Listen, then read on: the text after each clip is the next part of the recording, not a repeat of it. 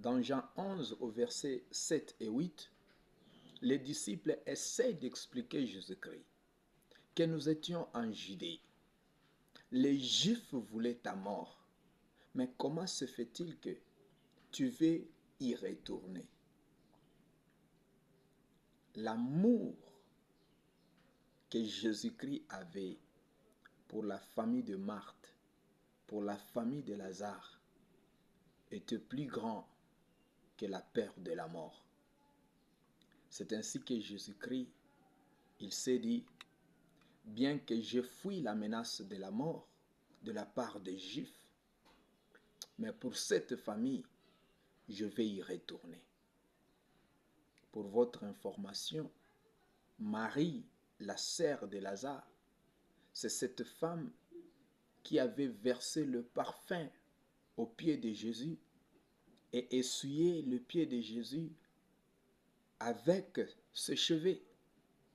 Et donc Jésus était marqué par cette famille. L'amour, l'humilité et la foi que cette famille avait, ça avait marqué Jésus. Et la Bible dit, Jésus-Christ aimait Marthe. Jésus-Christ aimait cette famille. Il aimait Marie, il aimait Lazare. C'est pourquoi, quand bien même les disciples de Jésus ont essayé de les convaincre pour qu'ils ne retournent pas en Judée, Jésus-Christ a dit non. Notre ami Lazare dort. Nous devons rentrer. Nous devons retourner en Judée pour le réveiller. Bien-aimé, Jésus-Christ a pris le risque. Malgré la menace des morts subie de la part des Juifs, il a dit, je vais retourner en Judée.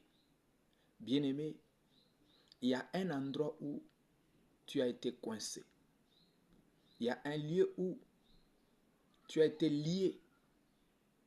Mais Jésus-Christ, à cause de l'amour qu'il a pour toi, il est prêt à retourner. Tu as eu des combats dans ton village, dans ta ville natale, là où tu travailles. Tu as peut-être fui. Tu as laissé ta destinée là-bas.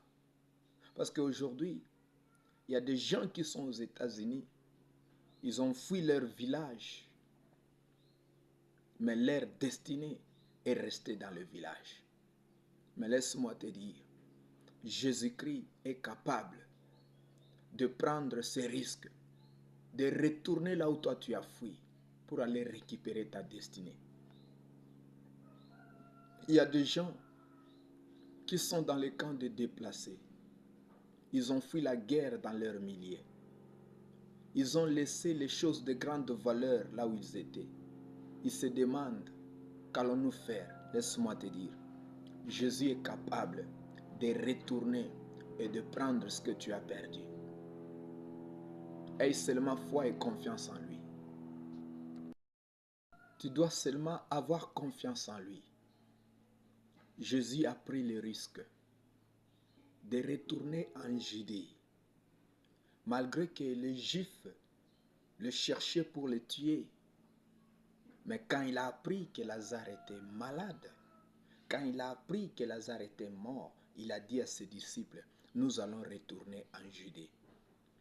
Les disciples ont essayé de le retenir, de mettre. Les Juifs te cherchaient pour te tuer. C'est à peine que nous venons d'arriver. Nous avons fui la Judée à cause des menaces de mort. Mais comment tu veux que nous puissions y retourner? Il dit non, nous allons retourner. Notre ami Lazare dort, nous allons le réveiller. Bien-aimé, l'amour que Jésus-Christ avait pour la famille de Lazare lui a poussé de retourner en Judée, bien que menacé de mort par les Juifs. C'est pourquoi je suis venu te dire, il y a des choses que tu as perdues. Il y a des choses que tu as abandonnées. Tu as pris fuite. Ta destinée est coincée dans un village. Il y a des hôtels maléfiques qui ont été bâtis, qui contrôlent ta destinée. Tu ne sais pas comment aller récupérer ta destinée. Laisse-moi te dire, Jésus-Christ est prêt à prendre le risque pour toi. Jésus-Christ est prêt à aller récupérer ce qui avait été enterré dans les cimetières. Oui, ce qu'il a fait pour Lazare, il peut le faire aussi pour toi. Il a accepté d'affronter les Juifs pour que Lazare soit ressuscité. Il a dit, je ne vais plus voir les menaces des morts de la part des Juifs, mais je vois la vie de Lazare. Bien-aimé, quand Jésus entre dans ta vie, il ne voit plus rien d'autre que ta vie. C'est ta vie qui l'intéresse. Il veut sauver ta vie. Lui-même a dit, un vrai ami, c'est celui qui donne sa vie pour ses amis. Regardez Jésus menacé de mort en Judée. Il s'est dit, si je vais mourir, que je meure. Mais Lazare, lui, il doit ressusciter. Bien-aimé, voilà l'homme avec qui nous devons marcher.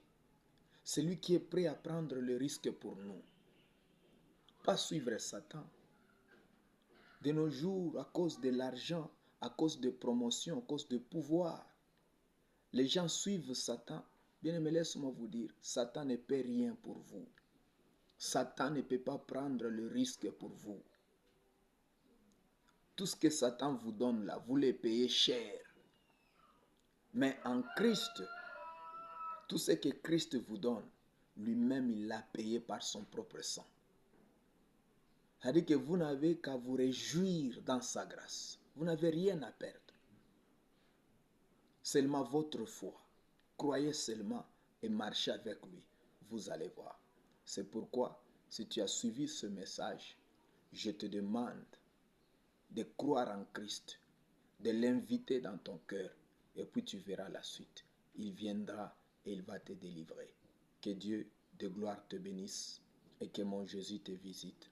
Au nom de Jésus-Christ, je prie ainsi pour toi. Amen.